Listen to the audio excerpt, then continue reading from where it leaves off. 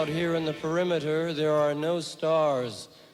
Out here, we is stoned, immaculate. Hello and welcome. This is the C86 show. I'm David Eastaugh. As you know, we love a special guest. This week it's going to be the turn of Nick Toczek, who I spoke to very recently to find out more about life, love, poetry and all that other groovy stuff. Musician, poet, journalist and also amazing organiser of hundreds, if not thousands, of gigs in the Leeds and Bradford area, and has got a prolific life, and also not only in the world of music but also in the world of magic, and been a detectorist as well. So you're going to find out more about that and lots more, and also I'll put a link to his website in the notes below, so do check it out. And yes, buy all these books, CDs and everything else. Anyway, this is the interview with Nick. So after several minutes of interesting but casual chat, not that much really, we got down to that exciting subject that was the early formative years. Nick, it's over to you. It was kind of surreal. At the very start, right, I was born 1950. So when I was about 13, about 1963, my dad started taking me to the package gigs that came to Bradford, to the Gaumont in Bradford, and a couple of other venues. But you'd see maybe 6-7 bands that had all been in the charts, and they'd all come on stage, do their hits and walk off, and they'd all be using the same equipment. So with my dad, I went to see, there were weird packages. I got to see things like the Crystals came over from America, and they toured with, if memory serves me right, Nashville Teens, Manfred Mann, Freddie and the Dreamers. This was one big package, and Dad took me to see several of these. So and he paid me enough money every Saturday for me to buy a single. Blimey, that's very progressive. So what was your parents and your dad like for this kind of 13-year-old to take them? Because it was, 63, pop music is very in its infancy, isn't it? Well, looking back on it, it's surprising that my dad had a big collection of Johnny Cash stuff. Right. But I mean, they had fairly wide musical tastes. So the record collection that they had, and we had a record player, ranged from classical and big band stuff through to the early beginnings of pop. And yes. I suppose, the fact that he was into Johnny Cash, that's a kind of transatlantic sensibility that a lot of people looking back would have envied. Well, absolutely. Yes, that was very good. I mean, I could imagine people like Glenn Miller and obviously, the Andrews Sisters and various other little kind of light jazz numbers. But, the package tour, because I mean, 63, the modern pop artist was so radically different at that stage. My dad took a real interest in what singles I bought.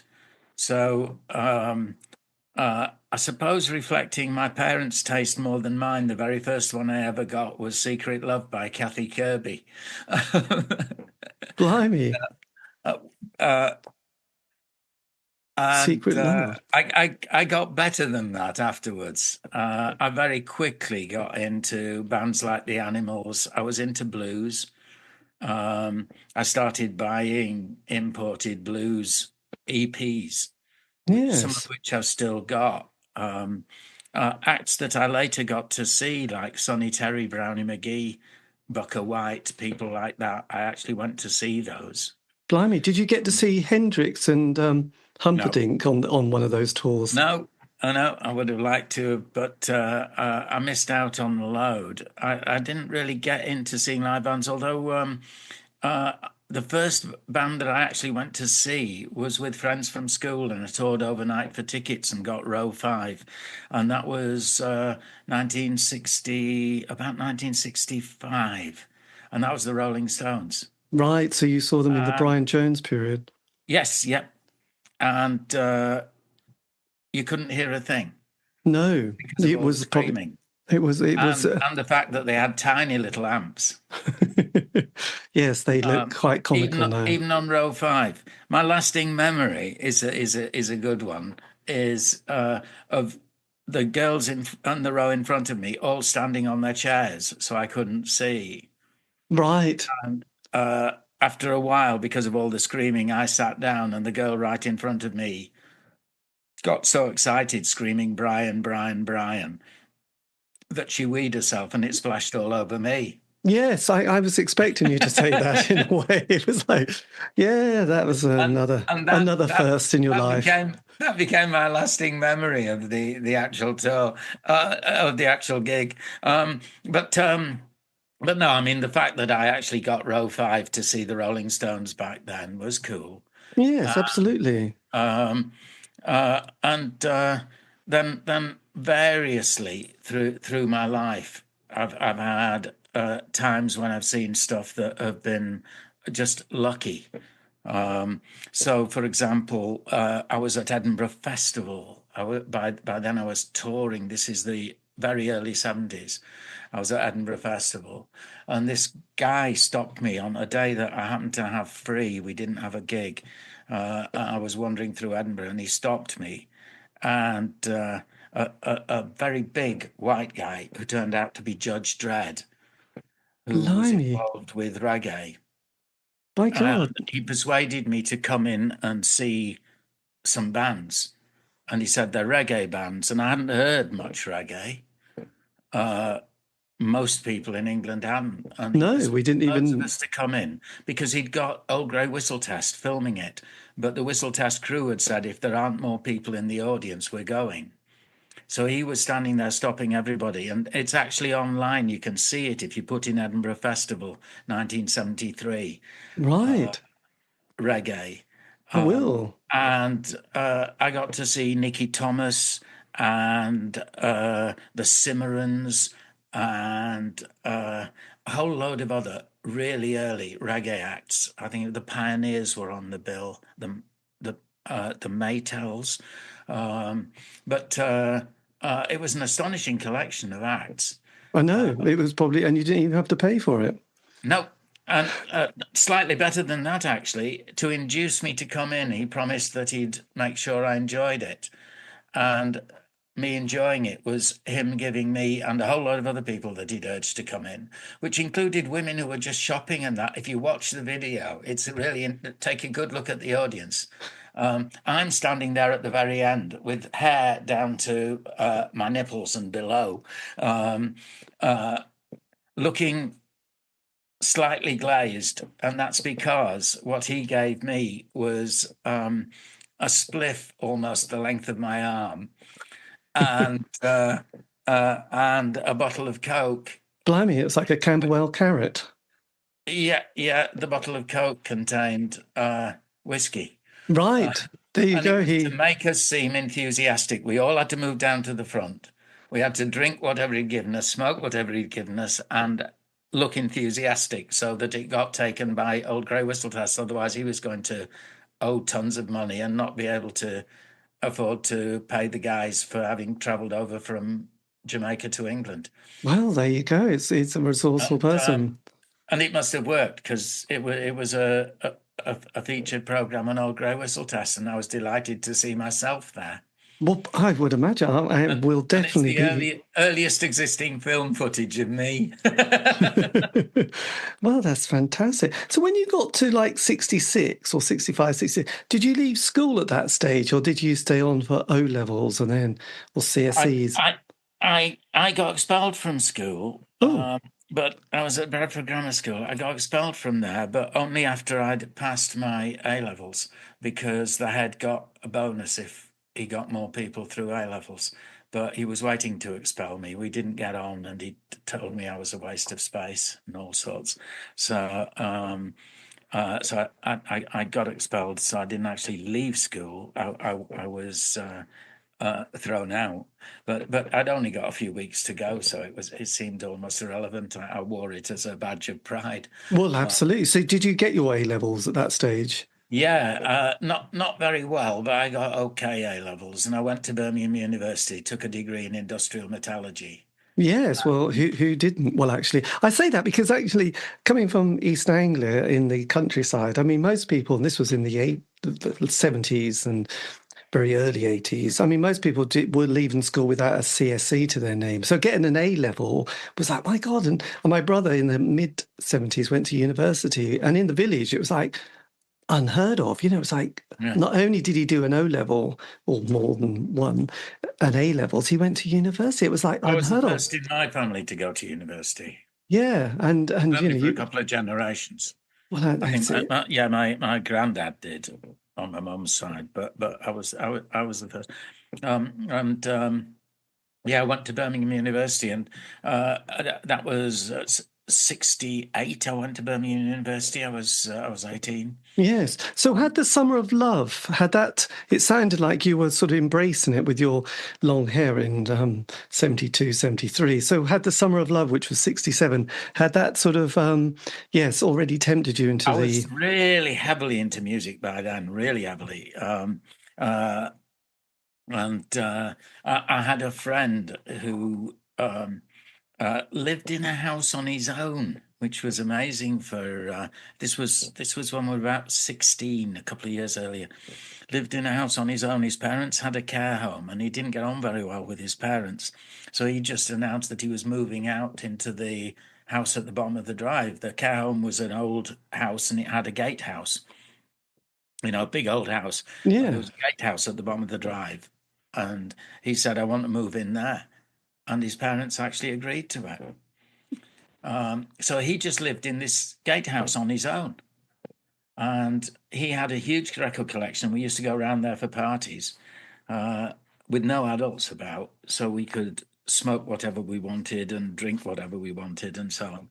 And he used to play all these tracks that had been imported from America with a guy on who was a session musician that he was incredibly into, which is going to answer one of your questions, because the guy that he played me on and on and on, this really good guitarist, was just as a session man, and he had all these records, and he bought them because the guy was on it. And this was a guy who later came to England and became known as Jimi Hendrix. Right. Nice. But he was into him before he even left America. He was buying all these records because he just loved the way the guy played guitar. Blimey. And what happened to your friend who had the gatehouse? I don't know.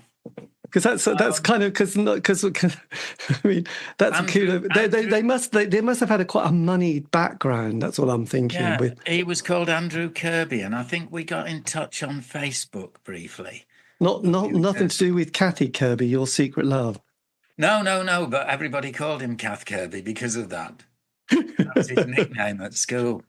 But yeah. So I mean, there's another example of you just chance things. Lead you into stuff, and most of all, when I was leaving university, when I'd left university, rather, I stayed on living in Birmingham, living in Moseley, and I was running an arts festival there in Moseley, one of the first community arts festivals in Britain, and then along came punk in '76. Yes, that blew that one off, didn't it, completely? Barbarella's in Birmingham was putting on bands. Yes. I was one of 20 people who saw The Clash. And that just changed my life. Yes. I'd never seen a band like that, ever. So going back, extraordinary. Just going back, because in East Anglia, during that very early 70s period, I mean, 71, 72, they started doing these fairs. Not festivals, they were called fairs, like the Barsham Fairs, the Albion Fairs. So there was a lot of that kind of movement. There was being people, again, who were a little bit more switched on. I did loads of those. Okay, because they'd been slightly switched on because, again, they would have got A levels and university, so they kind of became aware of things happening in America, came back, had a very, like, you know, and you could imagine, and you would have been living it really, that the 60s had this beautiful rainbow of time, you know, and then you had the death of... There was the Rainbow Fair, there was Rougham Fair, loads of them. Oh, yes, my God, you were there in the 80s. Yeah, and the peace convoy used to turn up at each of them as well, who were notorious. That's another story, isn't it, the peace convoy? Ironic name, really. I can tell you a nice story about that. Oh, brilliant! Did you ever get?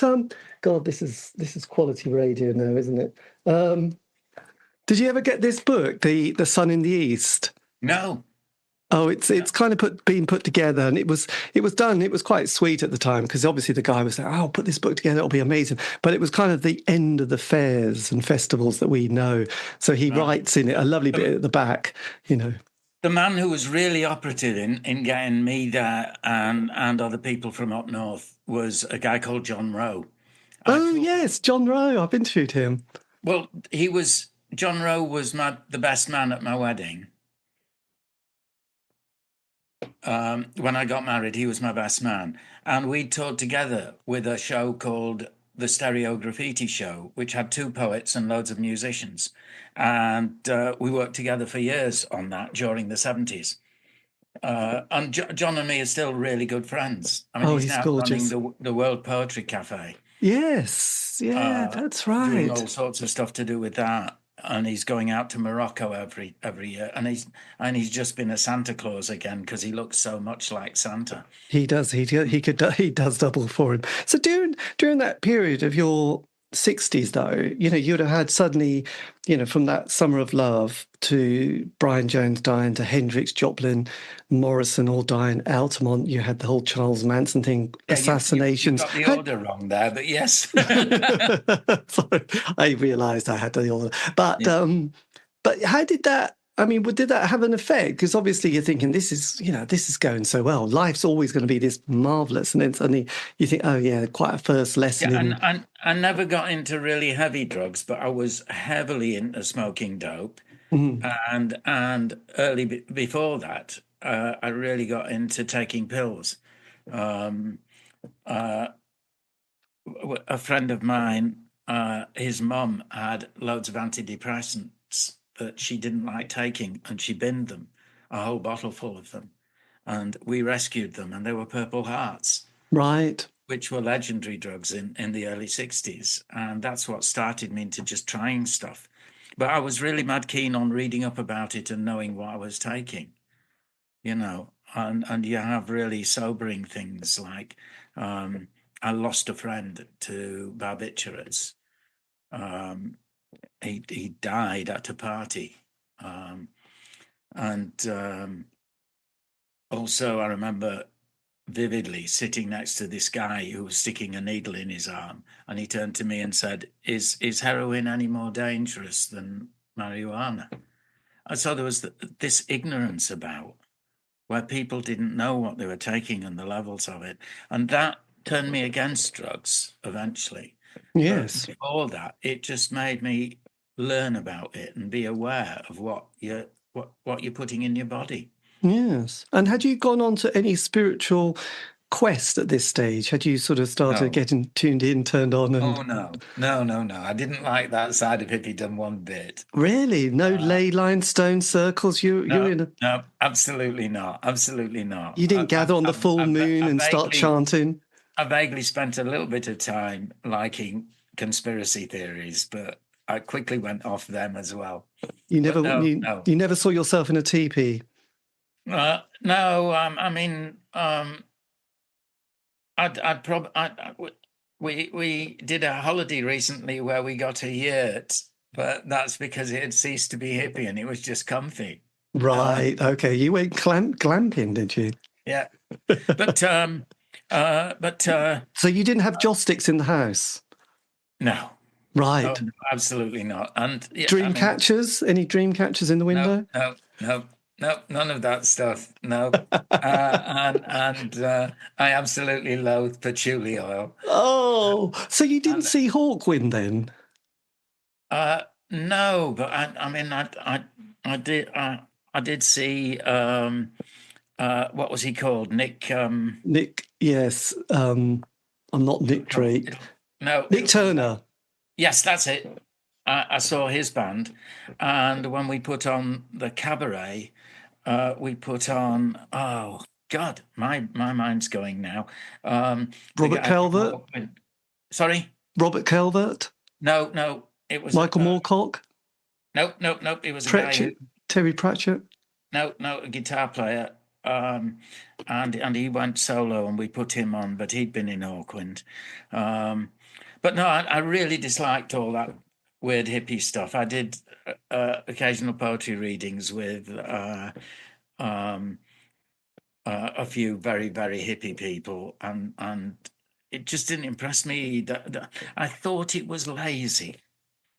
I thought the language was just too. It was easy for people to pretend to be poets by Yes. writing flowery crap. And I really took against that, which is why I ended up being identified with the ranting poets. Right. Yes. You can. I was always more in your face than just reading pretty poems about trees and flowers and love. I mean, for me, when I was starting out as a poet, working a lot of community centres and things like that, you couldn't do that stuff. And I was getting up at folk clubs, but also in working men's clubs, things like that.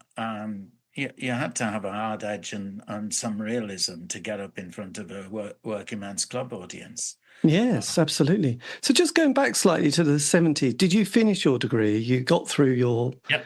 And you did that. And then just on that cultural front, glam rock came along, which was quite different to the psychedelic rock period of Bowie. But obviously there was, Sweet, Slade, T-Rex, all those people. What was your musical direction during that period? And obviously prog rock happened. Yeah, well, I was really into any bands that had blues influence. And also, I liked what is now looked back on as roots garage stuff. So my sort of bands were... I never liked the Beatles as much as I liked the Stones. There's some Beatles songs that I really do like. But the Stones just blew me away. I mean, they were writing songs that had so much more meaning than the Beatles when the Beatles were still writing love songs. They were bringing out things like Mother's Little Helper about pills that helped mums who were suffering depression, and 19th Nervous Breakdown, and Hey You, Get Off of My Cloud, and a series of singles that had lyrics that were really about real life and about deprivation and poverty and mental health problems, and that seemed so much more important to me than Money Can't Buy Me Love. Yes, there you go. So then it became bands like the Downliners Sect and Them. That was Van Morrison's first band, and I thought they were really good. Bands like Manfred Mann and the Animals, the ones that looked to American blues to draw their music, and obviously there were a lot of blues artists touring with people like touring with the Stones. The Stones brought over American artists again and again and again. Yes, I remember that famous little bit with was it Brian Jones, sort of telling the commentator or the announcer to shove off, and I can't remember who one of the guitarists was. It could have been Howlin' Wolf, actually. I think he sort of tells him to shut up and push him, and introduces Howlin' Wolf to be part of it. Did people like Doctors of Strangeness and Dr. Feelgood come into your consciousness at this stage? Oh, Feelgood! I only discovered Dr. Feelgood once I got into punk. I started buying every punk single I could after seeing The Clash, and I got to see things like a few months later. I got to see around mid '77 to see the Ramones and Talking Heads as a double bill. Right. So was that the one that Danny Fields put on that time? Did you see King Rocker with about Robert Lloyd and him talking about... I know Robert really well. Yes, and there's One of the early gigs that I went to see in a pub in Birmingham after I got into punk was the Prefects. Right. That was the precursors of the Nightingales. Yes, absolutely. So That's did you see? Robert Lloyd's band, and they'd brought up a support band from London who were doing their very first gig with what became their famous lineup. So what I saw in that pub, and it was a pub called the Bear in somewhere like Handsworth, and there were only maybe 50 people there, and the Prefects were on, who were just brilliant, amazing. And then this all-girl band came on, the Slits, Right. and they were unknown, and it was their first gig, I think, out of London, but they were just astonishing, utterly astonishing. And the way they crossed punk with something way beyond punk and reggae all mixed together was just breathtaking. And Yes. the Prefects, you know what the Nightingales created. The Prefects were doing it, and I mean, to my mind, the Fall wouldn't have existed without the Prefects and the Nightingales. They were doing it before anybody else. Yes, absolutely. Amazing. Uh, So but you'd also said you'd started this community arts festival as well. Yeah, in Birmingham. So what was the shape of this? Was it a sort of a week, 2-week event, or was it a bit like the arts labs of the 60s? I did loads of performing at the Arts Lab in Birmingham, and wrote for their magazine and stuff like that. Worked really closely with the people at the Arts Lab, and it was all that arty thing that was going on in Birmingham. And there was a pub in Moseley where I lived called the Fighting Cocks. And you could go there on a Sunday night, and I'd get up and perform there. And there'd be loads of people performing, including loads of people from the general music and culture scene. So from people like Victoria Wood, she'd get up and do stuff. And then you'd have members of The Move and Wizard, Right. and a band that was really big then in Birmingham called the Steve Gibbons Band. And they'd all just turn up and just individually play bits, or them and their friends would get up on stage as a band and just play stuff. And so Moseley seemed the natural place to start a proper festival. And a couple of other people came up with the idea, and the three of us got together and ran the first one. And soon after that, they dropped out, and I carried on and ran the others after that. And Birmingham Festival, Moseley Community Arts Festival, is still going. Blimey. It's still a yearly thing. And a spin-off from it, when I was running it, was the Moseley Folk Festival, which is also still going as a separate festival. But I was actually at the meeting where we decided to call it Community Arts. And there was another one set up in Birmingham. The meeting was in Birmingham, and we discussed for ages what to call it, and thought Community Arts would be what we call it. And Moseley Community Arts Festival was the second one. There was one just about 2-3 weeks earlier. I think it was Tamworth Community Arts Festival, and then ours were the first 2 community arts festivals in Britain to use that name. Blimey. Community Arts.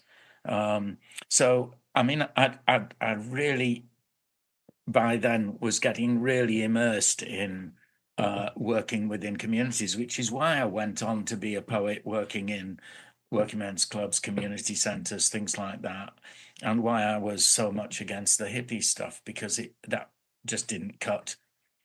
you know. No, my God. I mean, though I do, I was a little bit too, I was a bit too young for that kind of movement, like I mentioned. But punk fitted it perfectly. I mean, not that punk could get up in a working men's club all the time, but punk was that basic.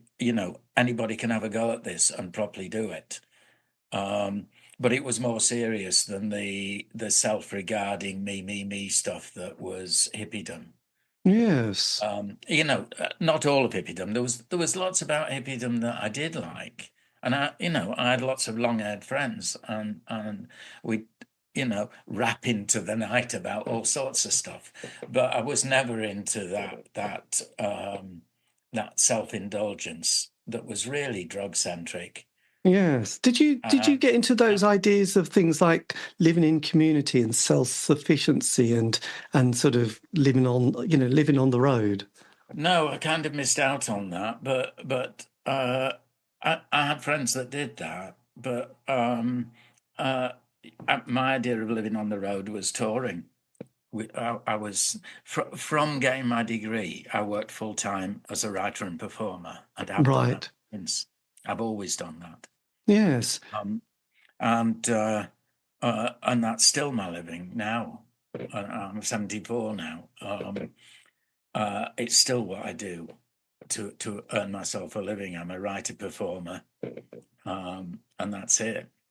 Yes. And I was going to say, and as punk happened, and then as we got towards the end of the 70s, obviously Thatcher gets in 79, and then there's that was a fabulous time. Oh, wow. There was the Falkland War, the miners' crisis, there's Greenham Common. How were you navigating that kind of very different feeling from the 70s to the 80s? Oh, it was just such a buzz to actually be the enemy within, which is what she called us. But no, I mean, it was perfect because you had real targets to have a go at. And Thatcher was the perfect one. What a gift. Everything about her was despicable. And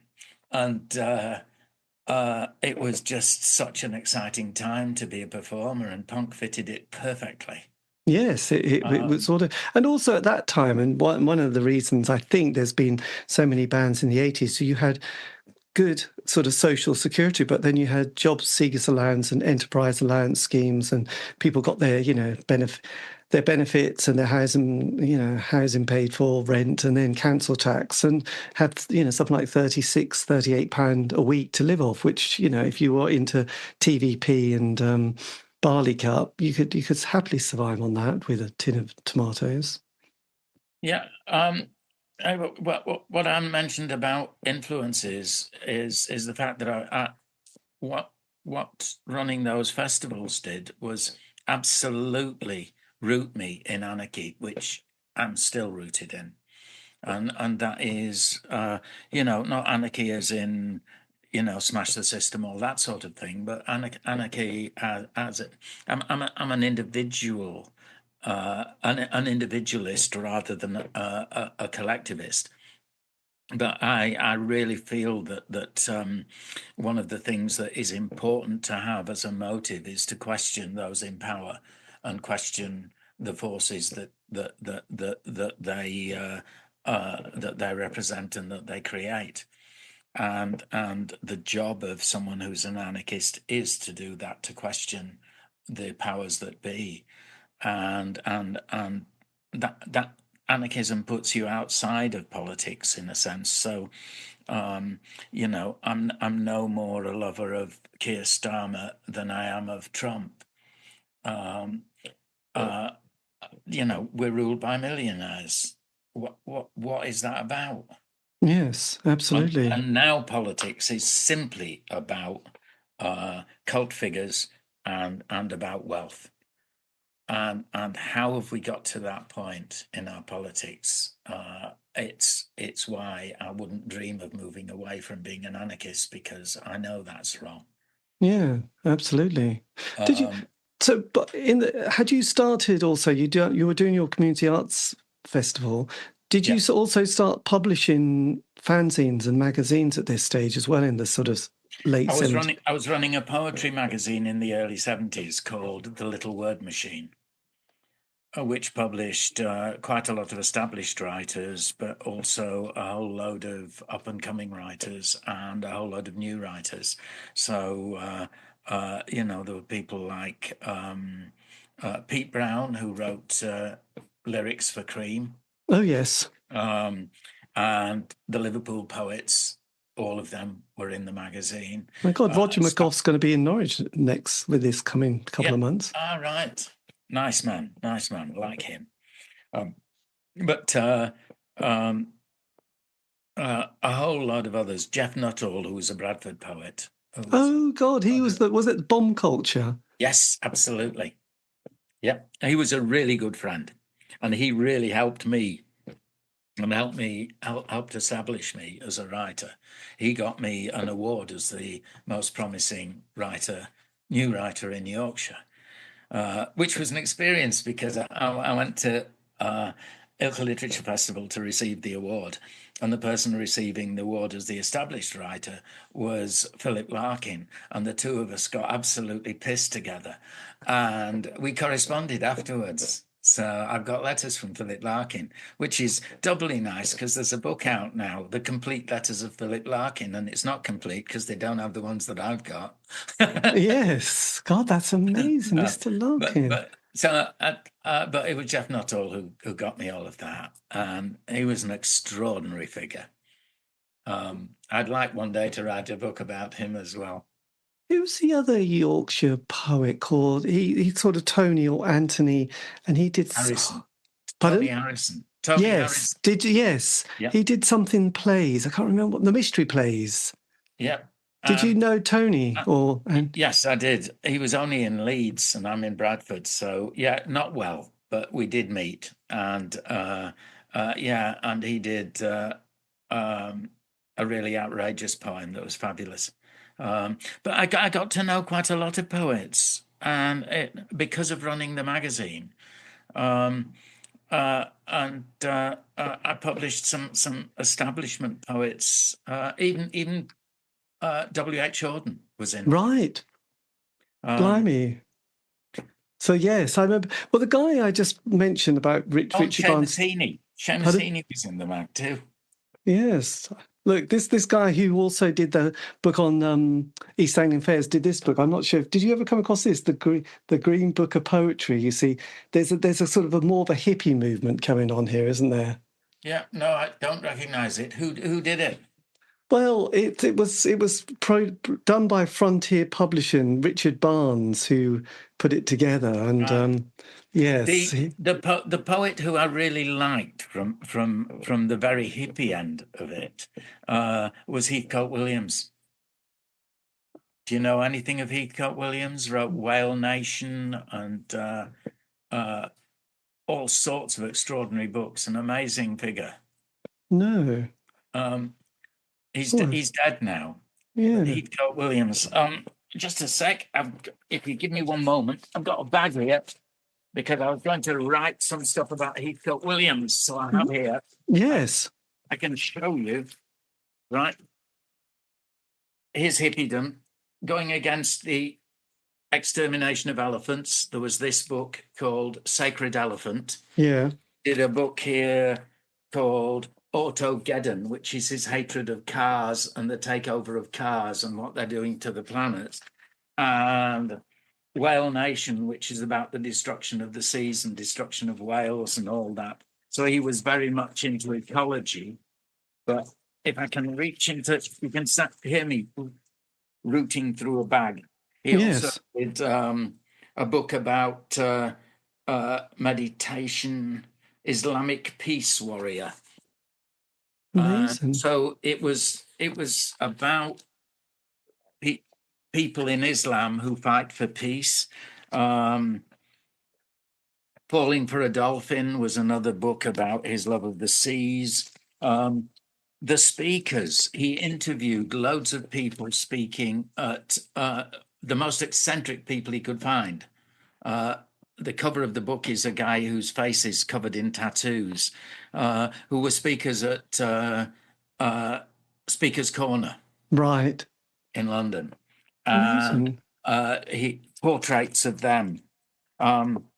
Royal Babylon, The Case Against the Monarchy, Heathcote Williams, and one of his last books, Boris Johnson, The Beast of Brexit, A Study in Depravity, by Heathcote Williams. And then he died. What a shame. It was a shame. He was my memory of him, that the one time that I encountered him directly was at Ilkley Literature Festival, one of the very first festivals. I was performing there, and he was booked to perform, and he hated the fact that it was an elitist festival, he thought, and fairly rightly so at the beginning. It's much less so now, but it seemed really elitist to him. And he was booked to do a reading, and Michael Dawson, who'd set up the festival, really nice guy, but very much into art for selected people rather than for everybody. Right. But he was well-intentioned, was Michael, and he set up some really good stuff. He was an interesting figure himself, but Heathcote Williams took against what he stood for, and he came to find Heathcote to check that he was okay for his reading tomorrow. And I happened to be there, and Heathcote said to him, "I've done it."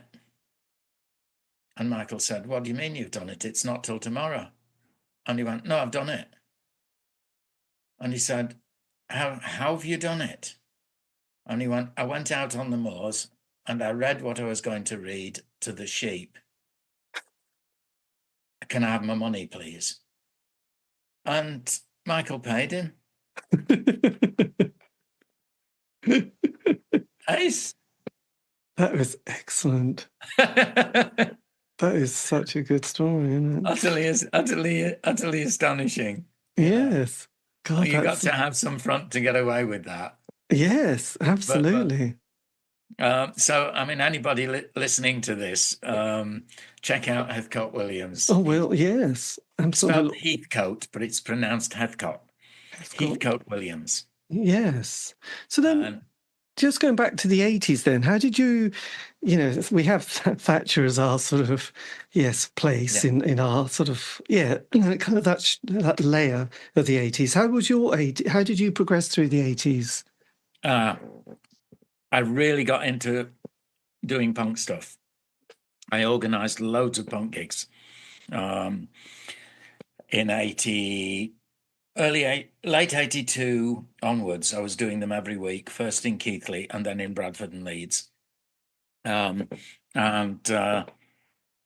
was putting on a whole lot. I mean, the first few gigs that I did, the very first one in Keighley was headlined by The Business, who'd recently done a gig in London with the Foreskins, where there'd been a riot, Hanbury Tavern. There'd been a riot, and loads of skinheads had turned up in an Asian area, and there'd been fights, and the pub got surrounded and got burnt down.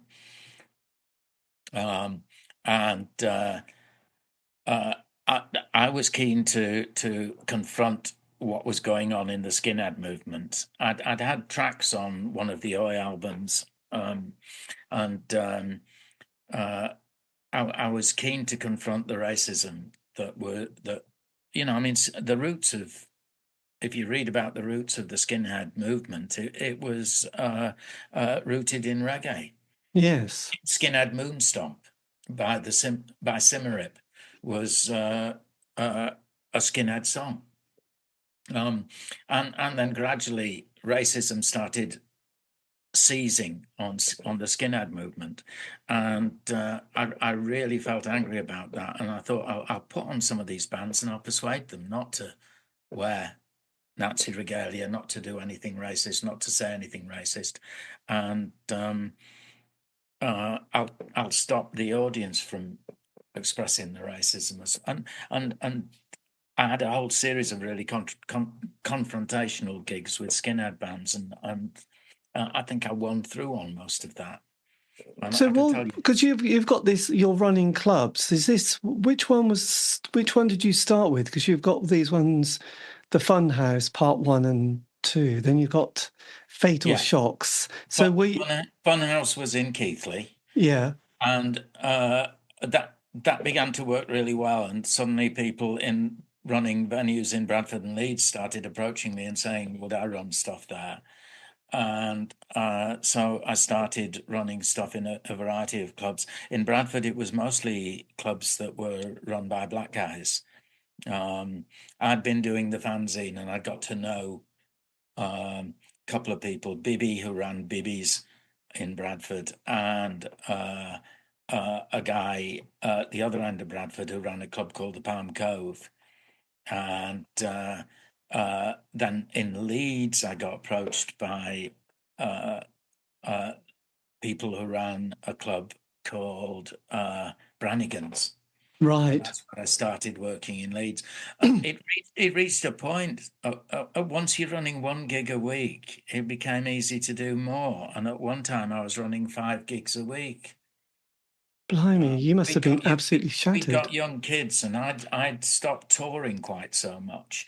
And because we'd got young kids, it meant that I could be running the gigs in the evening. But I could be there during the day to take the kids to school and pick them up from school while my wife was working. And then I'd go and run these clubs. And then we'd have the people who come back to our house often. This was actually, people coming back to our house was just before we had kids. But we had an open house then up until just before Gaynor gave birth. And we had 7,000 people stay in our house in the space of a year or so. Just anybody could stay in the house. Michael, was it a bit like the Crass House then, Dial House? Did you have a... Yeah. That sort of atmosphere. I mean, anybody stayed. So loads of the bands stayed at my house if they were performing. They'd be touring, and I could offer them not just a gig in Leeds and then the next day a gig in Bradford, but I could offer them accommodation for free. Excuse me. And for a band that's touring, that's a good offer. Yes. So I could get quite good bands on. So Yeah. I could put on what were named bands then regularly. And if you look on my website, you can see flyers from loads of those gigs. And were you kind of, because there was a book that came out probably 2 years ago now about the Leeds, this kind of sort of art scene that happened in Leeds during the sort of the, that sort of, was it the Three Johns, wasn't it? And that were you kind of, had you picked up on that sort of movement? Yeah, I put Three Johns on. I put them on, I think, a couple of times at least. I think I put them on with New Model Army one time. Blimey. I mean,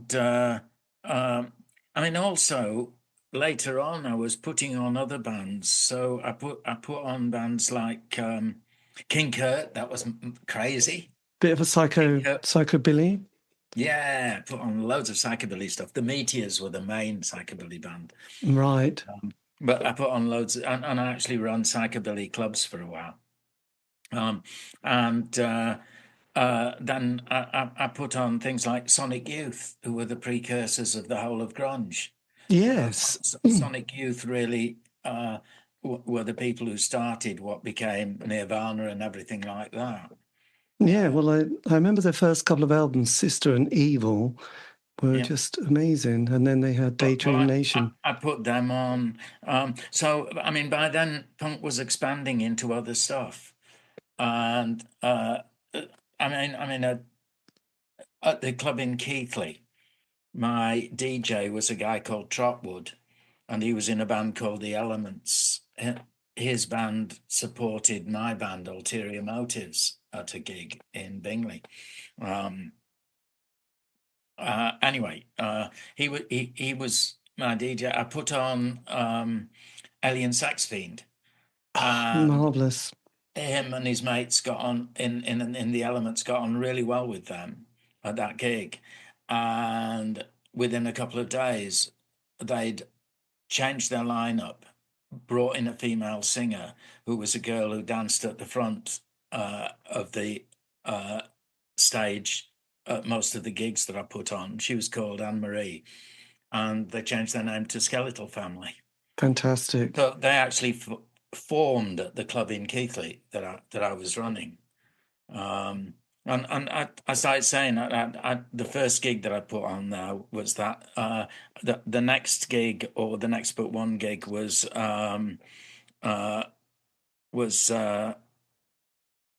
Sisters of Mercy, March Violets, and Seething Wells, who I mentioned earlier. Yeah, so you sort of were there at the birth of goth rock, really, weren't you? Yeah. I mean, I paid them 80 quid for the day. It was one of the early gigs of Sisters, and at one time I was even going to record one of my poems with Sisters, but it never happened. And then the next week after that, it was Sudden Death Cult. Right. Became the Cult, and so you know. It was a really exciting time to be putting stuff on, because punk was, there was, that second burst of punk with Exploited and Subhumans and UK Subs and Angelic Upstarts and loads of others that were really good. Yes. Did you in '83 sort of indie pop? Did indie pop start? The Smiths appeared. What was your feelings about the Smiths? I wasn't very keen on the Smiths. I mean, there are a couple of songs of theirs that I do think are good, but again, it was too much of that kind of echoes of hippiedom, especially Yes. Morrissey. And Morrissey was so self-regarding. Heaven knows I'm miserable now, all that stuff. So I wasn't really keen on that, but ace guitarist, obviously. Yes. But I mean, by then I was getting really into a lot of American. I was always influenced by American stuff. I mean, I was a big fan way back in the 60s, a huge fan of Dylan. And very quickly after that, got into people like Leonard Cohen. And for me, that stuff was poetry, not the stuff that the hippies were writing. So how did you find yourself coming to the Rougham Tree Fair and these festivals in the 80s then, and the Peace Convoy? How did that sort of, from being Bradford Leeds to sort of East Anglian fairs? It was John Rowe. He was living in Ipswich. Yes. How did you meet John? Edinburgh Festival. Right. We were both performing at Edinburgh Festival with people like the Liverpool poets, Adrian Henry, Jeff Nuttall, Pete Brown, a whole bunch of people, poets.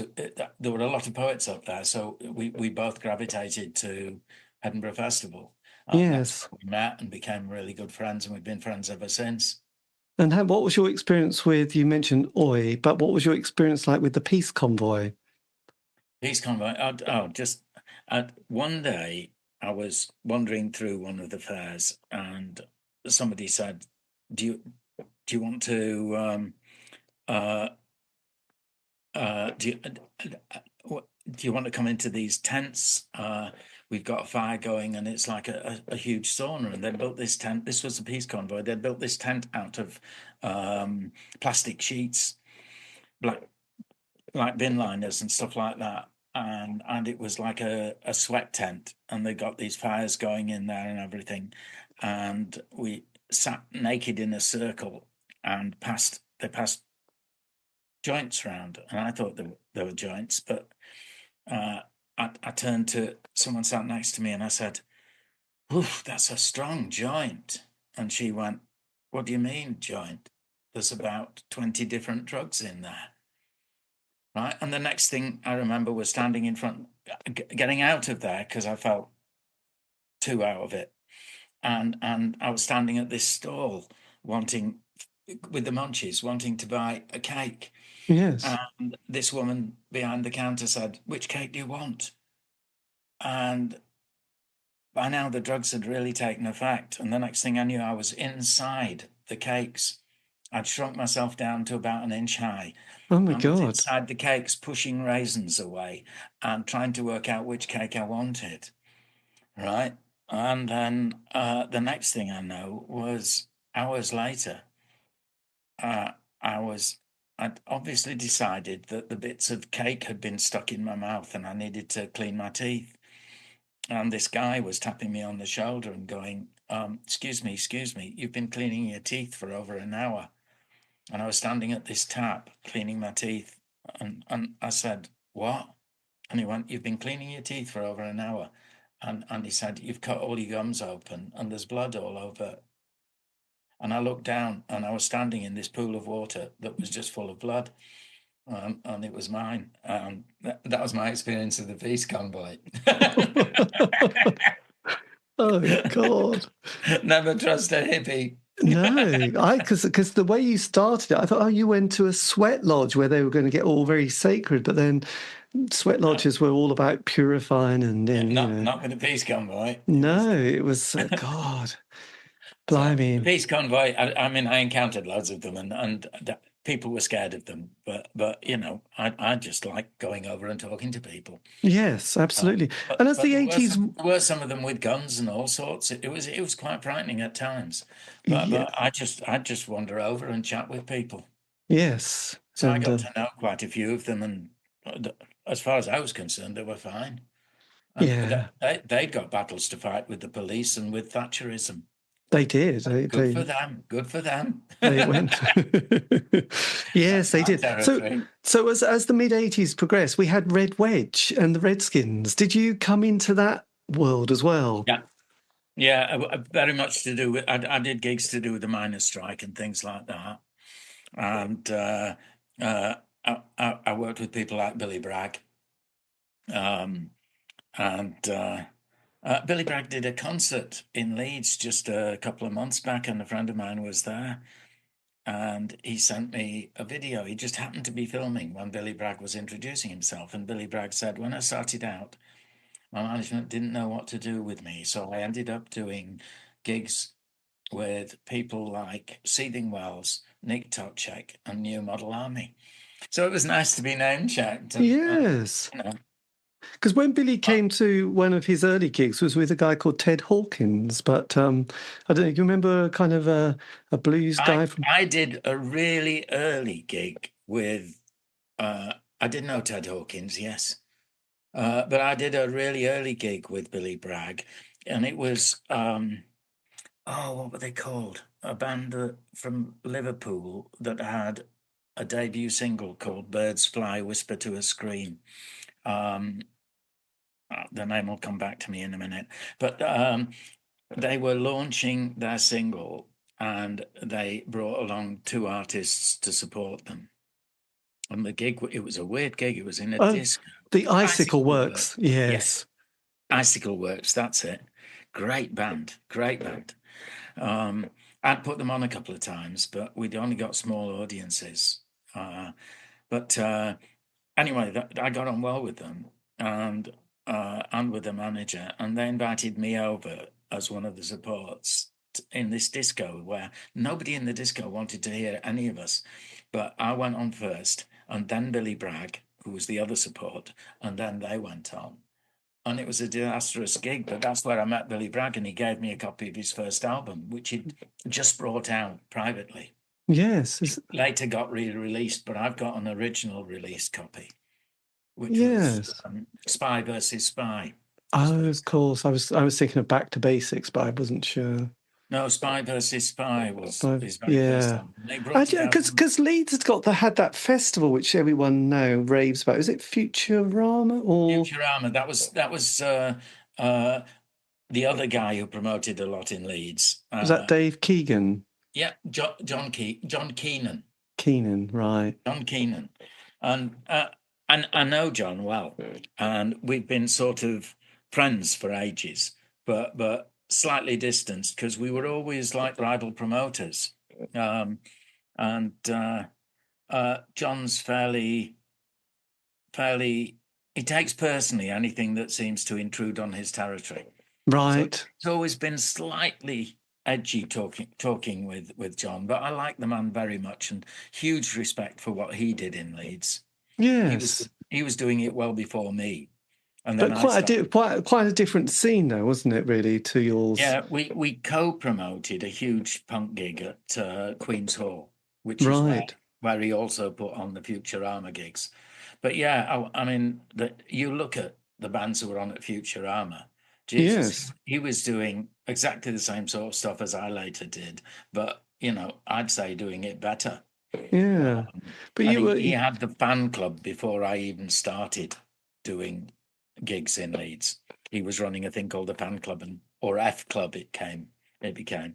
But excuse me, talking too much. Because Leeds, obviously, there was the Gotsy, but there was suddenly the rise of the squat movement as well, and the Duchess and the Chumbawamba collective. Well, they weren't called a collective. Had you again, being anarchist, I had connections with Chumbas. They refused to come on at any of my gigs because my gigs were commercial. I mean, I was putting on like 5-6 bands, 3 at least, but sometimes 5-6 bands of an evening, and charging £1.50 to the unemployed and £2 to the employed. So I wasn't exactly ripping people off, but no. I was doing it in clubs, and I now get on well with most of the people who were in Chumbas and still are in what's left of Chumbas, we just kept bumping into each other, and in truth, they were anarchists. I'm anarchist. We had a lot in common. Yes, I remember the film Well Done, No Sod Off. They said they kind of formed when someone stood up and they just said, "Yeah, we'll play at your gig," even though they hadn't got a band together. And he said, "Oh yeah, we'll put you on in 2 months' time." So they had to quickly get together. Can you remember who that guy would have been? No idea. No, I just remember this little story they had. So I thought, but I mean, Swell shared a house with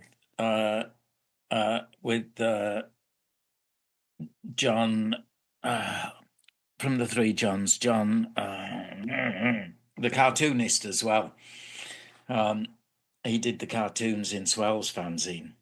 So how did you meet Stephen Wells? How did he come into your consciousness? Through the poetry scene in Bradford. We were both poets in Bradford. Right. So, and I was running a fanzine, and then he started one. And then he moved in as a lodger in my house.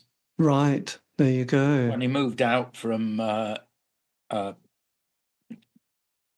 house that Jules had with Justin, Justin fronting New Model Army. Yes. Jules was a poet as well. I never got on great with Jules. It's still tense between us. But we don't argue with each other or anything, but we just never got on.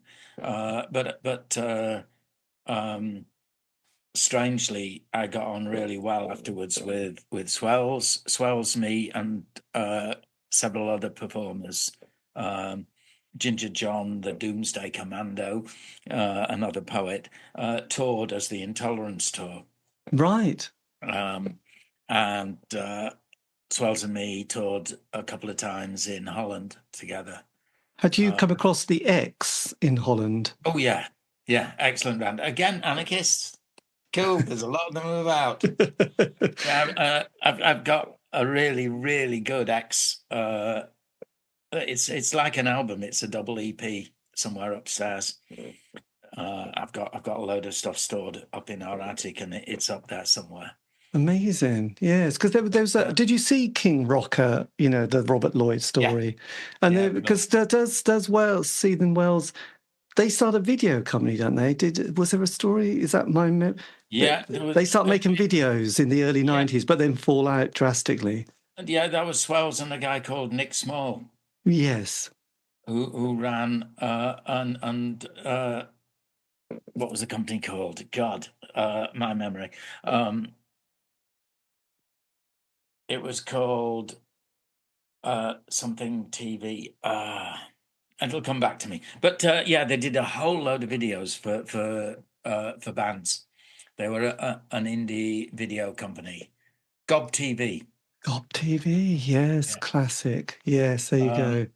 And around the same time, Swells started a press, and he published. Here, I'll show you some of the books. These books, and they're all outrageous. His Swell's own book, which is brilliant. It's really brilliant, but it's utterly offensive. A lot of bookshops wouldn't stock it. But Creation Records distributed them.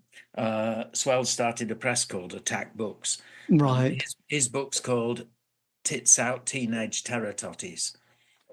And it's just full of outrageous murders, and it brings in real people, and it's truly outrageous, but it's inspired and brilliant. And then the Stanley Manley did Raiders of the Low Forehead. Tommy Udo did Vatican Bloodbath. And there's a fictional and very salacious Life of Jesus Christ written by Stuart Home, another anarchist. Did Stuart Home, was he the American who did some publication that we all bought about, I don't know, Stuart Home? Stuart Home's English, but he was a situationist, and he's written tons of books. Yes. And had you come across James Brown? James Brown was running a fanzine when I was doing the punk clubs. Yes, because he did a very good book last 2 years ago, didn't he? Yes, that's right. I think I'm mentioned in it. But no, he did Attack. I think, because I don't know, because I've not read it, but I will do when I get around to it.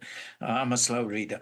But James Brown had a fanzine, and he used to sell it at the club. Yes. Attack on Bazag. That's right. There you go. God, it's very creative. And had the Duchess, was that up and running as a regular venue at this stage? Sorry? The Duchess in Leeds. I did a couple of gigs at the Duchess, but it wasn't a venue that I used. Right. I did gigs at Adam and Eve's. I told you Brannigan's first off, then Adam and Eve's, then at the Beer Keller in Leeds, and I did some gigs at a couple of other venues in Leeds.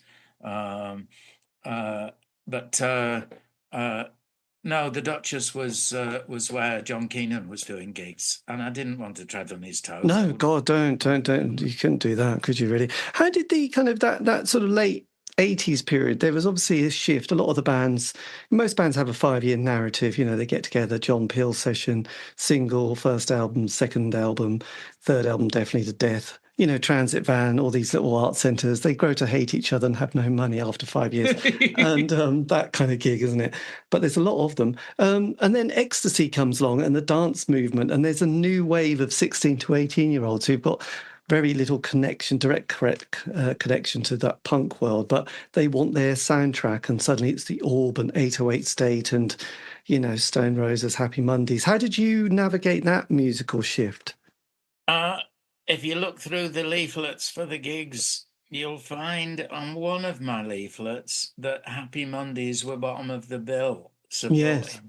I put Happy Mondays on.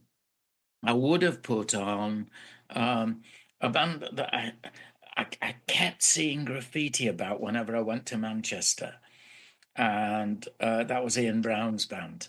Right. Stone Roses. What they called? Stone Roses. Yeah, Stone Roses. They graffitied everywhere. So outside every railway station, there was Stone Roses graffiti, and I'd have certainly put them on if they'd asked. But I stopped running gigs band gigs in 86. Yes. And moved over to running alternative cabaret because that seemed really exciting and related more to spoken word. So I put on loads of comedians. Well, I say I Did you put on the Iceman? No. The Man Who Melted Ice. No. Oh. But I put on, I mean, for example, in a pub in Bradford, we had 32 people at this gig. And it was a duo from London that I booked called the Crisis Twins. And their manager, Maxine, phoned me up and said, listen, if we're coming up from London, could we have all the money on the door? Guaranteed £80, but all the money if it goes over that. And I said, well, we need supports. She said, I'll bring the supports and I'll compare the evening. And so Maxine compared the evening, the Crisis Twins headlined, and the two supports they brought up were a woman who came back and did some other gigs under her then name of the Sea Monster, but later on came up and gigged under her own name because I got on really well with her. She was great. And that's Jo Brand. Oh, my God. And the other support they brought up, but Jo Brand and this other support had never done a gig outside of London. Right. With the Crisis Twins, right? They'd just been promised that they'd get a lift up and a lift back down again, and they'd get a little bit of money. And the other performer that night was Jack D. Yes, I knew you were going to say Jack D. I didn't want to jump in just in case. Yeah. I thought, it must be Jack. Loads of others that we put on. I told you Steve Coogan and Henry Normal and stuff like that. What about people like Julian Clary? I remember because I went put Julian Clary on, but he wasn't using the name Julian Clary when we first put him on. He was it Fanny? Joan Collins fan club. The Joan Collins with Fanny the one. Yeah, with Fanny the Wonder Dog. Yes. Yes. So I put him on. I say it was me and Willi Beckett. I did the bookings, and Willi and me jointly ran it.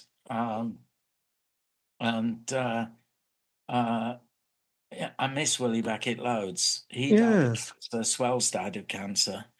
It's a bugger, isn't it, really? You're losing friends. Hardly a day goes by when I don't think of both of them. No, and it's, I know, it's terrible. I worked closely with both of them and really, really liked them. They were just ace people to work with. Yes. And, it's times when you think of things and you want to turn to them and say something and they're not there. Yeah. And you think they'd love this, Well, I remember the story of John Peel when he was on holiday. This is the holiday that, unfortunately, he dies. But he apparently he was talking to his wife saying how much he was missing John Waters, the producer, just saying, God, I really kind of have those moments where only, you could only have that conversation with that person. And I think it was almost one of his last conversations, I believe. Right. And then, he had a heart attack and... Yeah, it was just like when you have that history with someone and you have that cultural connection, I find that actually with sometimes people that you meet recently, but if you have that connection, not because you want to reminisce about the old times, but you just have points of references that just like, that was, anyway. So what were your John Major years like then? We get rid of Thatch, the poll tax. How was the poll tax for you? Well, again, you must have been with so much material and so on. Yeah, exactly. And there were so many gigs to do against poll tax. And when you were a ranting poet, just getting up in between bands, it was really good. Again, so how did you come across Kevin Turvey and the young, Rick Mail and that bunch? No, not really.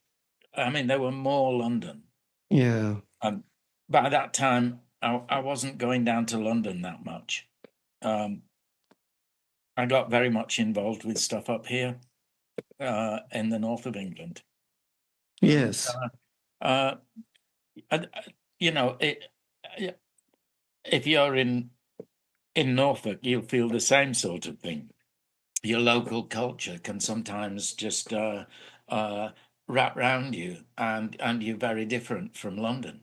Yes, it's often enough, Yeah. And what I always found interesting was, and whether you can remember these little establishments that started. I suppose it was to do with the unemployment, but they weren't art centres as in people put things on, but places where people could put on workshops. And there was always a photography workshop or a printing or people doing acting classes, like those community art establishments. And I often think when the partner I had then, Kay Russell, we split up very soon after, but we jointly started Wool City Rocker. She co-edited the first 2 issues, and then we split up. We were using a print workshop in Bradford that was just, you could go in and screen print whatever you want, and we were printing. We had the band Ulterior Motives, and we'd got a single out, and we were printing posters, we were printing T-shirts, and we'd just go in and print them ourselves, and it was that kind of that ethic. And I also ran, because I was anarchist, I ran an organisation to help bands that were independent. It was called Twisted Pleasures and Drastic Measures.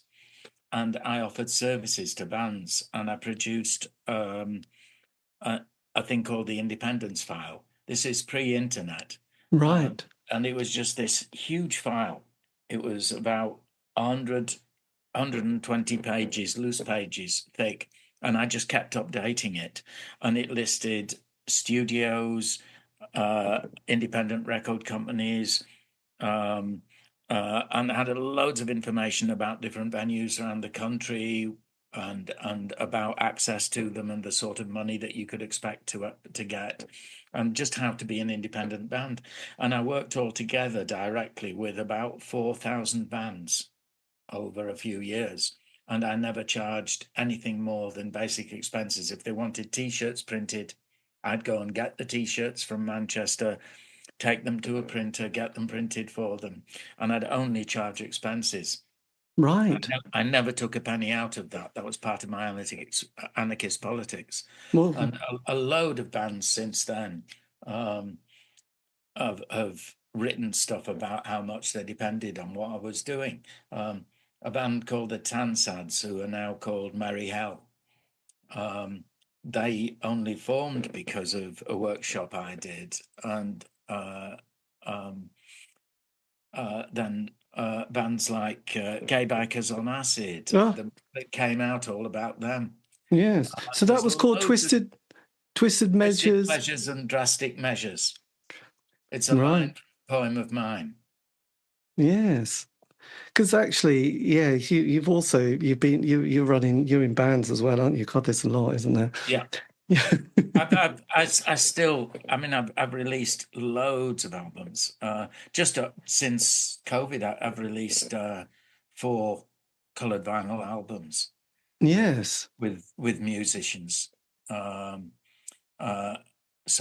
I'm still making music, planning more. Yeah, well, it's quite so. The 90s, though. How do you then the major years until New Labour? Who do you hate more? Well, really, I hate them all. They fail us so much, all of them. And all the stuff coming up now, right? I did workshops for Bernardo's years ago, working with girls who'd been groomed and sexually assaulted serially by men. Nothing changes. The church and all their involvement in illicit sex, nothing changes, and it's exactly the same with governments. Look, what are they doing for the homeless? Nothing changes. What are they doing for people with mental health problems? Nothing changes. What are they doing about women who try to claim that they've been raped? Nothing changes. What are they doing? The list is endless, and I'm angry with myself because there was a time when I was young and we believed during that hippie period, during that punk period, that we were going to change the world. We haven't. Shame on us. And if anything, we now have the worst politicians, the so-called democracy that I don't believe in. We have the worst politicians that we've ever encountered. You know, where in hell's name, I'm trying to stop using really rude words, but where in hell's name do we get Boris Johnson from? Where in hell's name do we get Trump from? Why did the Labour Party choose Starmer and not a woman when they had so many excellent women who were committed to politics, not to self-enrichment and not to themselves? Oh, I just despair of it. I really still feel every bit of anger that I've felt ever since I became an anarchist. Yes. And it's because nothing changes. And I blame myself as well. We didn't do what we hoped we'd do. But the truth is, look at history. The common people have revolted again and again and again, and they've been put down, and nothing changes, you know? But we now live in a world where we're run by the likes of X and Facebook, and they turn round and kowtow to Trump. And they're just millionaire servants of a lying, corrupt millionaire. What's that about? You know? Yes. Well, though it's probably more of a billion now, but it's got nothing to do with us. It's got nothing to do with the people. And politicians are supposed to represent the people, not themselves. But what we've got now is government that represents itself. Yes. They're self-indulgent bastards, and screw them all. I have no time for them, and I'm so glad I'm anarchist. On that, just going back slightly though, when Chumbawamba suddenly had their big hit, what was your feeling? I know it's a bit irrelevant now, isn't it? But just curious, did you think, blimey, I remember those little grubby kids who could barely write a song? Listen, success is not good for anybody. And it's like you get to the top of a mountain and all you can do is come down again or freeze to death up there, right? Chumbawamba asked me to introduce them at a club in Leeds after they'd had their hits. And I went along and I performed a bit and then introduced them. And they'd used the profits from their hits because there was tub dumping and there was also Amnesia. Yes. The one that everybody forgets. Amnesia.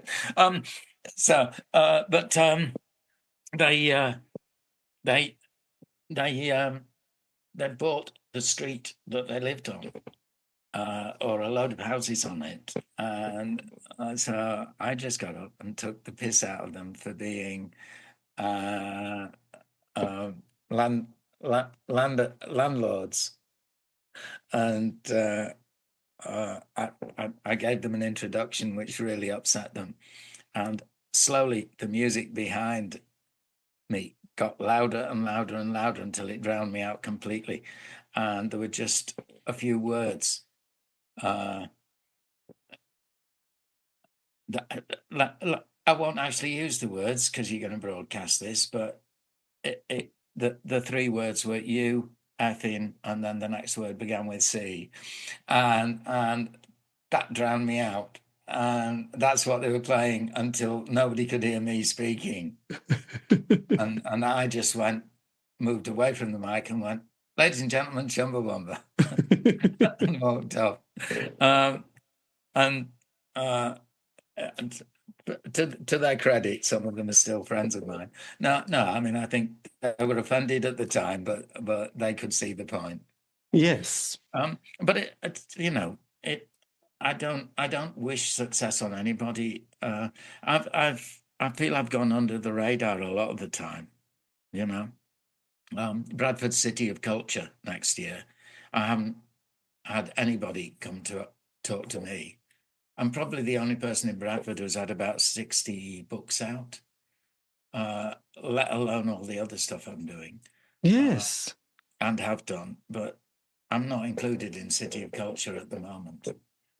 No, that's a little bit of a worry, isn't it, really? It's a bit... No, it's not. I'm used to being under the radar, and I'm quite happy with it. It knocks me a bit that nobody's asked me to do anything, but sod them. You know, I'm sure there'll be a fringe, and I'll do something on that. Yes, my God, But I'm quite glad not to be hugely successful, because I think you just get caught up in yourself, and eventually you turn into a very wealthy politician. God forbid that I do that. And sort of, I just was listening to some of your, because you've been doing a lot of records in the last few years. I mean, your music kind of, since 2019, you've been bringing out virtually an album a year at this rate. Has suddenly music sort of inspired you again? No, it never went away. It's just, I think COVID happened and a lot of us weren't able to perform. So it seemed obvious to bring out some albums, and I had musician friends who felt the same, and we just got together and did stuff. It was great. It's dead good. Yes. But I mean, I find that I have to keep reinventing myself because I'm not hugely famous. And things like I've spent years and years and years working in schools, touring 50 countries, working in loads of schools all over Britain. And that's been an income since our kids were tiny, which worked really well because my holidays coincided with their holidays and everything. And even my days coincided with them. If I was working in a school nearby, I could take them to school, pick them up from school, that sort of thing. But post-COVID, schools have had less money and have been more focused on bringing kids back up to the standards that they'd lost over COVID. And there hasn't been much work for writers in schools. So I've been doing other stuff. And I'm a detectorist, and I now have my own column in the main Detectorist magazine. I am the Yorkshire Detectorist. That's my column. Yes. In Treasure Hunting magazine. And I've got an agent now that also helps me get work as a magician, and I'm getting booked. I've been a full-time magician for 30 years, but mostly done it in schools, community centres, that sort of thing, mixing in with my poetry. Yes. Was it Penn and Teller that you saw, or who was it that inspired you on your No, life? it was I got shown how to do a magic trick in a pub, and I went in a school and did it, and the kids went, "Have you got any more?" And I went, "No," and they went, "Oh." That kid's noise that comes from nowhere. No one knows. Years of poetry and just what was the magic trick, by the way? And it was 2 beer mats that just turn round. You hold them up, put them together, turn them around. I could show you it, but I haven't got 2 beer mats with me. But it's a really cool trick. Yes. They instantly turn round the other way. And so when I left that school, there was a magic shop on the edge of Leeds, and I went there and I asked the guy about magic tricks that I could do in schools, and he showed me a few. And there was an old guy in there who was a magician who'd retired, and he just started getting coins and bits of rope out of his pockets and showed me loads of tricks. And I left knowing about 20 tricks, and I now know about 5,000. Blimey. It just became something that was good to do. And when you're touring around the world, you discover that magic is an international language. You don't, yes. You don't need words, you just do the trick, and it amazes people. And so I just started incorporating it in, and kids with low ability or low concentration span, or bored, really clever kids, you can talk for a bit, but if you pepper it with just the odd magic trick, they get a visual break, and it brings them back again. And you can Yes. use it as a carrot. You can say, write this idea, have a go at it, do it for 5 minutes, see what you can write down in 5 minutes. Don't talk. If nobody talks, I'll do you a really good magic trick and then show you how to do a magic trick. And that works really well when I'm working with kids, especially kids who are difficult in schools. And I've specialized a lot with working with kids that are reluctant learners, partly because I got expelled. Yes. So I'm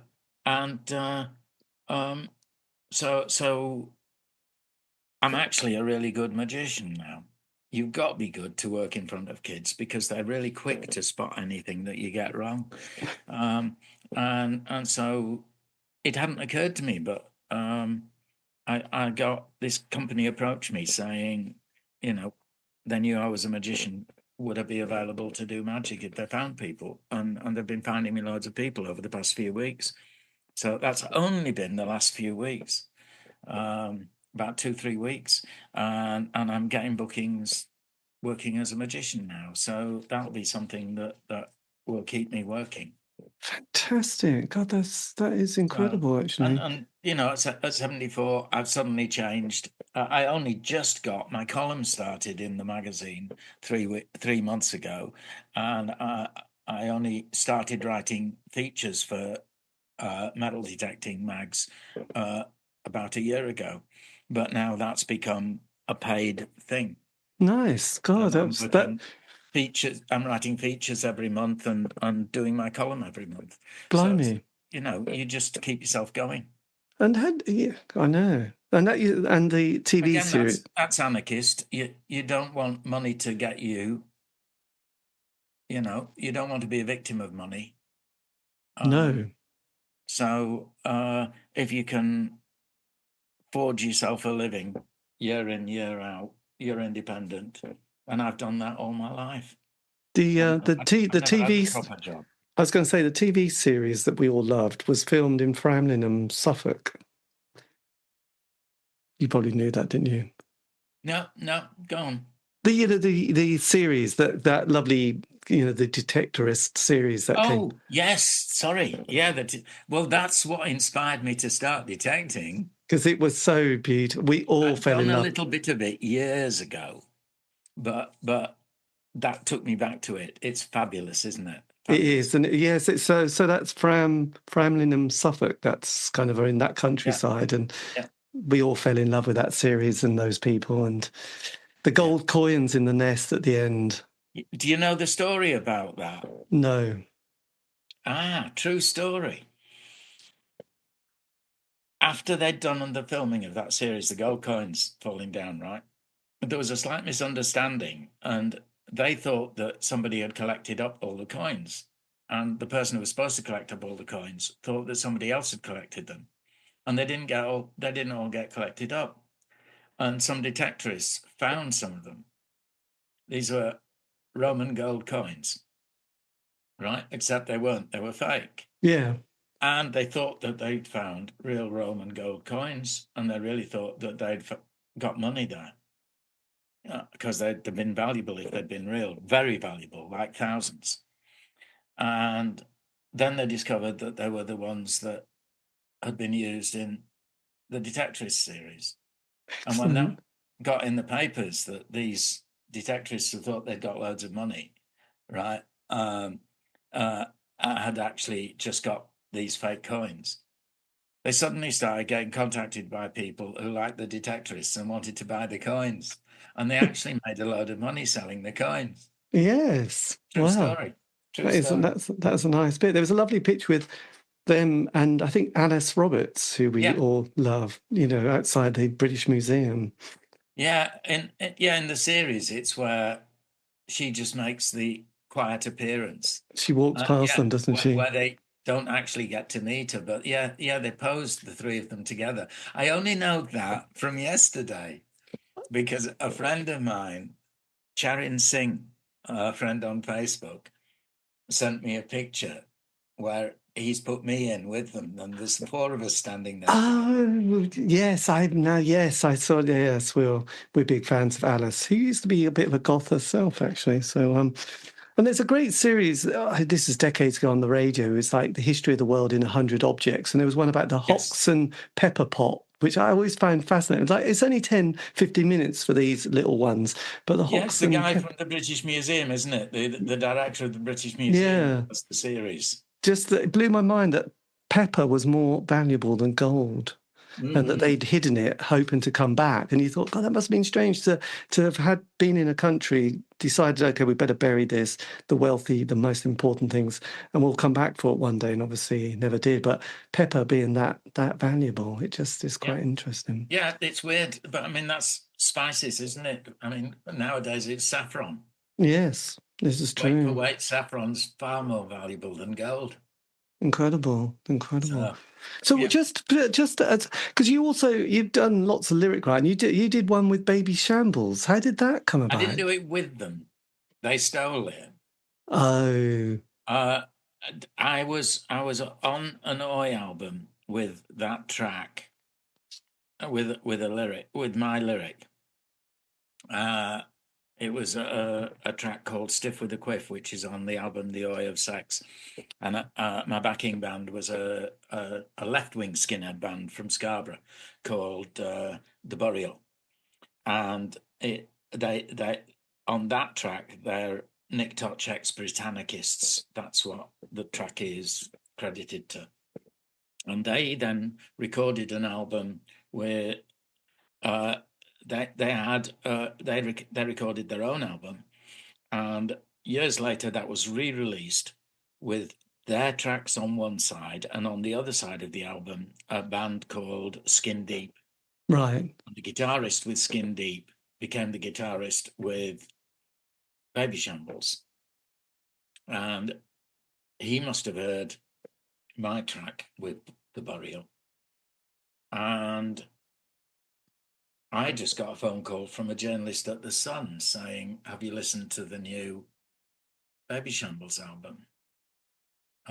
There's a track called Baddies Boogie. Have a listen to it and ring me back. And I listened to it, and it ended with my lines, which was what was said by one of my neighbours shouted at about 4 a.m. after she'd had a flaming row with the man that was her husband, but they later divorced. He'd just driven off, crashing into 2 of her neighbours' cars because he was drunk. And she was left standing in the doorway, and she was just going, bastard, bastard, bastard.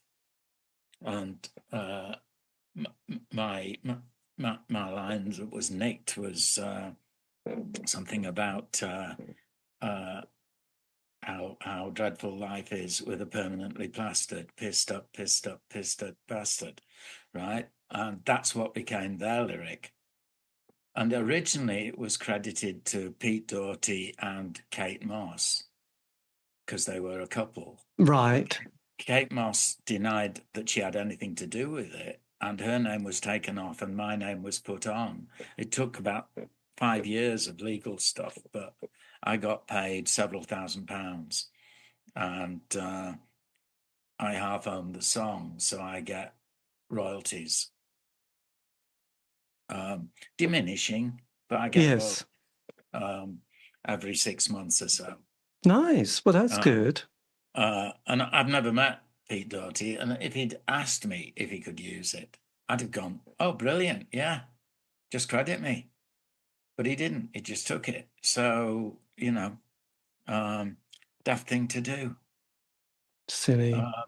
But it's the only time I've been written up in The Sun. There was a I was kind of impressed that a member of The Sun had your phone number, but yeah, weird. Yeah, that was a strange experience. And knew your work. That's even more boggling now.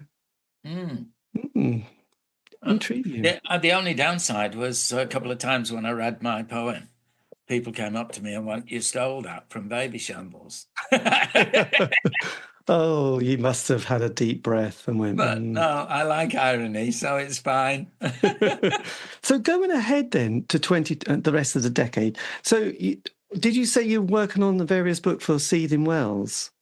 Writing a biography, co-writing it with a guy called James Collingwood. The two of us are writing chapters, and we're getting together in about 2 weeks' time, just to compare notes and look for a publisher. We've got a couple lined up, and we're going to talk with them and see. Yes. But the book's coming together quite well. Is it a fascinating story? Oh, yeah. It's brilliant. I mean, the stuff that he managed to do. I mean, when he was dying of cancer, he was writing a regular column in the Philadelphia Weekly. He was living in America, and he documented his whole experience as a cancer victim. Okay. Right, his death. God. So will that include lots of his writing and his columns and bits? Yeah. Well, it's more, we've interviewed tons of people who knew him. Right. If the book gets the interest it deserves, because I think it's a fab story. It's not. I'm not plugging the book because I'm co-writing it, but I just think the story is something to tell.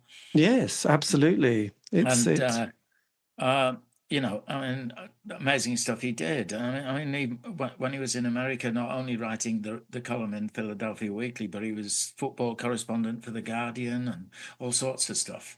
And he just did so many different things as a writer, and all of them had influence.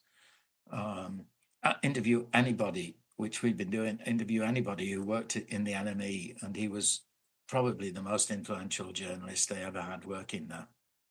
Amazing. And he was astonishing to work with and to live with. The way he could produce stuff, the rate at which he produced stuff, and the speed with which his brain worked and everything. Really bright man. Yes. So, amazing. And any more music coming out? He occupied a room in our house, and just the total mess and the total chaos of him being there in our house was just great. And on the music front, any more albums coming out? Yeah, there will be. The main guy I work with most of the time, there's a guy in Germany that I work with called Tees Marson. We've done a couple of albums, but the main guy I work with is Matt Webster. Great surname because he designed my website. So he's Webster. Nice. But that is his genuine surname. And he is the main man behind Signia Alpha, which is the band I work with. It's him and loads of people that he finds who are musicians, including Paul Gray from The Damned, plays bass on a load of tracks that we've done. Blimey. And loads of other musicians who are really experienced. It's been great doing those albums. And I'm working some more with Matt. He injured his hand, so he's been unable to play. But he's recovering now, and we're going to be doing some more stuff. One is a set of poems that I've been writing about detecting, and I want to set those to music. And there's a couple of other things, and then we may well do another album together. Yes. Did you ever use that studio in Castleford, Woodland Studio? Was that ever one of those places? I've recorded in Woodlands. But no, Matt's got a studio set up in his own home. Right. So we record there. He used to have a studio down in the centre of town in this old mill, but lost that. But he's got a whole setup in his home. Yes. So we can record easily there. And those albums were all recorded in his home. We did some recording in the studio in Bradford before it went. But since then, we've done all the recordings in his home. Did you have much to do with the 1 in 12 club? No, I did. I have done over the years loads of gigs there. The last one I did was about a year and a half ago. But I'm friends with a lot of people who are there. But I mean, I'm an anarcho-individualist and they're collectivist. So it's different. I did a load of, during the 80s, I did a load of and 90s, I did a load of infiltrating of far-right groups, and you've got to be just you.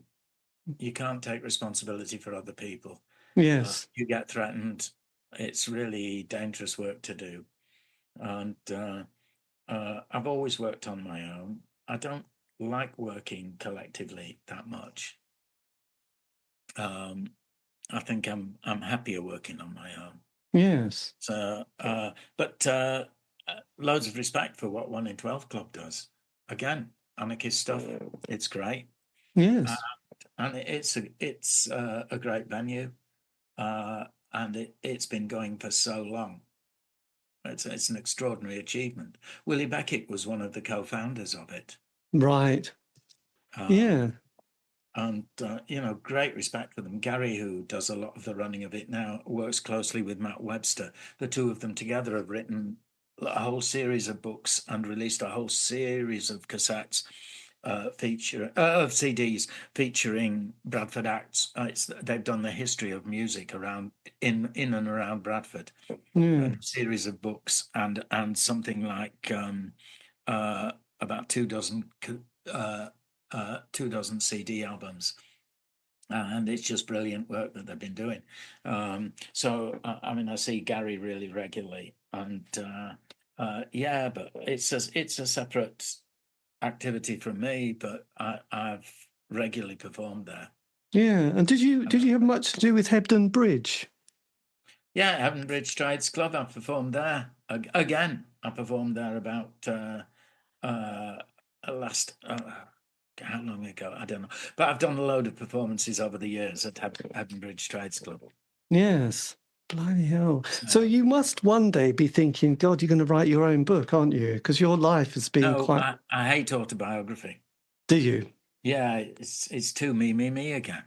Yes. If there's going to be a book written about me, let somebody do it after I've died. But what about archiving? You've got a good website, haven't you? Yeah, and I keep stuff. I'm a hoarder, so I've got tons of stuff. Yes. My own history. But no, the nearest I'll come to that, I'm writing a book of stories about things to do with people I've met that have amused me or entertained me or been weird. And it's called My Life Sentences. But it's not about me. It's about people I've met. And, there are bits of me incidentally, but it's not autobiography. It's really sort of incidents in my life. But it's incidents involving other people and focusing on them rather than on me. Yes. So My Life Sentences seems like a great title for a book. Absolutely. And did you keep a good relationship with your dad and parents as you got older in adult life? No, not that good. No, we fell out. Our families are dysfunctional. They're very dysfunctional. Yeah. I was there with my mum when she died, and I was there visiting my dad when he was ill. But we'd had fallouts. So these things happen in families. Yeah. Did you ever have any brothers or sisters? Yep, still got them. 2 brothers that I haven't seen in ages, and a sister who lives in Australia to get away from us. But I talk to my sister loads. And one brother who, I've never fallen out with him, just he prefers life without his siblings around. Yes. And the other brother who I argued with. So there've been no direct fallouts. It's just, sometimes you're more comfortable not seeing that much of each other. This is true. It helps on a lot of relationships, indeed. But Genra and me are still together, and we've been together for, we met on Christmas Day, 1979. Wow, that is amazing. We've been together since then, and she's in the other room now. Well, God, that is solid. After this is finished, we're going to go and watch a couple more episodes of Alma's Not Normal. And on that bombshell, we'll leave it there. A massive thank you to Nick for giving me the time for an amazing interview and incredible insight to a fantastic life. Amazing. Anyway, yes, do check out his website in the link below. This has been the C86 Show, David Eastaugh. If you want to contact me, you can on Facebook, Twitter, Instagram, and the other ones, Threads, Blue Sky, etc. Just do C86 Show, and put my name there as well. You will be able to locate it. Yes, if you want to send a message, I mean, make sure it's nice, positive and groovy. Otherwise, why did you bother? Yeah, and also I've done lots of interviews, well over 1,000. So if you want to know anything about indie pop from the 80s, do check it out. Yes, it's on Spotify, iTunes, Podbean. So have a great week. Stay safe.